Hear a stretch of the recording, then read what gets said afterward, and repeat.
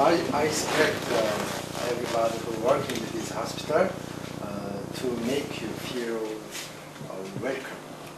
So, and then this time, this Mr. Go want to have us an interview with you. So you feel welcome. Okay. And then let me ask you something about fathers and parents. 한국말로 읽어줄까요? 예수병원에 오신 것을 환영합니다. 먼저 자기소개. Welcome to warmly welcome here to here. Would you please introduce for yourself and your wife and yourself?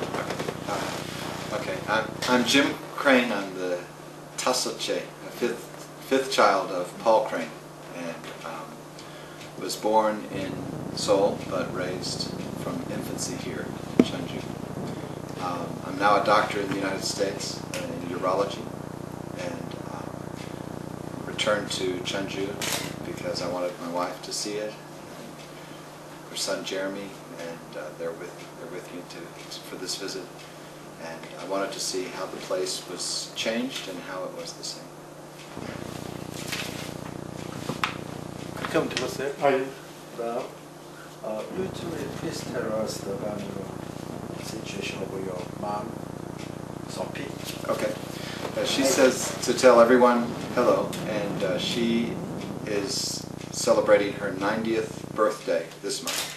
We just had a big party for her, and her mind is completely clear. She's very alert. She knows everything, and she remains very active. She lives by herself in a independent living situation. She walks every day, and she still, in the past year, has made several long trips on airplanes, and she's still going strong. Thank you. And then, what is your purpose to this visiting Korea and hospital? Two purposes. We wanted to visit Jeremy, who's English teaching in near Seoul, and then I wanted to come to Jeonju, to my hometown, so that he and my wife Brenda could see where I was raised. So.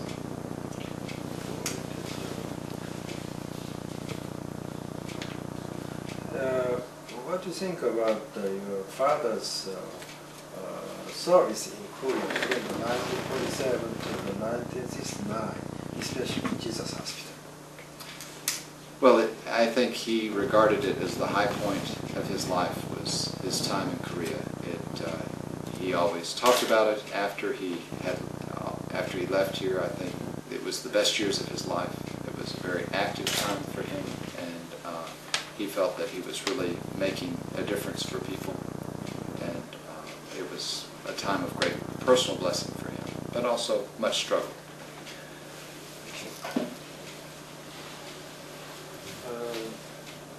Will you please tell us your father's goal for the Korean people, especially after freedom from the Japanese colonial and after Korean War? Okay. Well, he missed being born in Korea by 6 months. He was born in the U.S. when his parents were home on a leave. They were here before.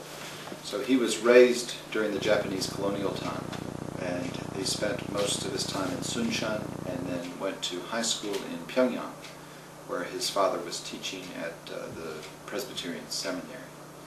And then he went back to the U.S. for college and medical school, and during that time it was the end of the colonial period, World War II.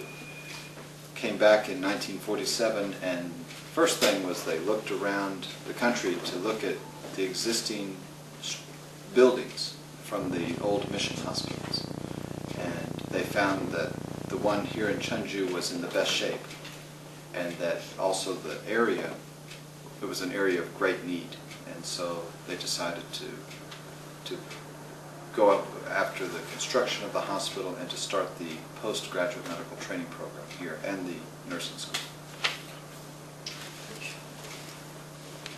And then, I didn't say, right after they dedicated the addition to the old building in 1950, war started, and hospital was closed briefly for about 3 months during the North Korean occupation, but then he reopened it very shortly after Jeonju was liberated, and kept it open during the war years.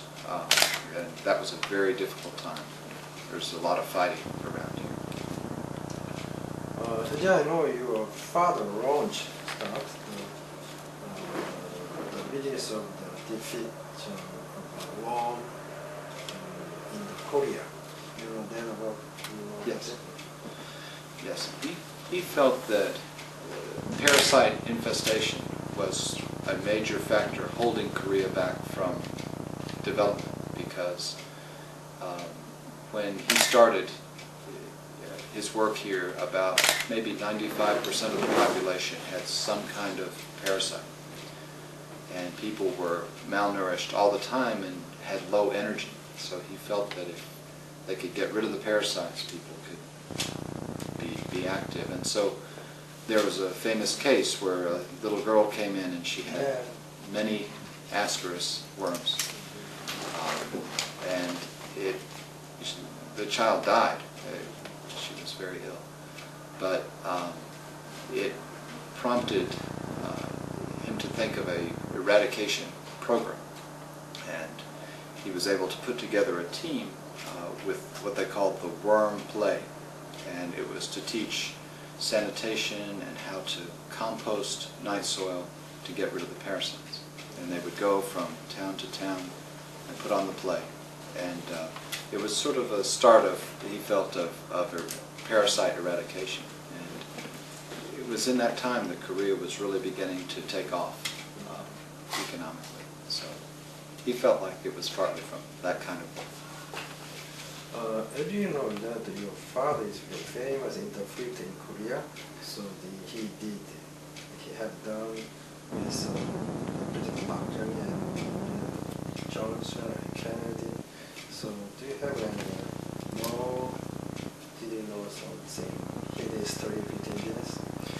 Yes, I was of course very young when he interpreted for Kennedy, but he would often speak of that, and he said that when Park Chung-hee visited Kennedy, it was very much in question as to whether his government would survive. And a lot of his survival depended on the success of the trip with Kennedy. And my father's main memory of that trip was that Kennedy said he would support Park.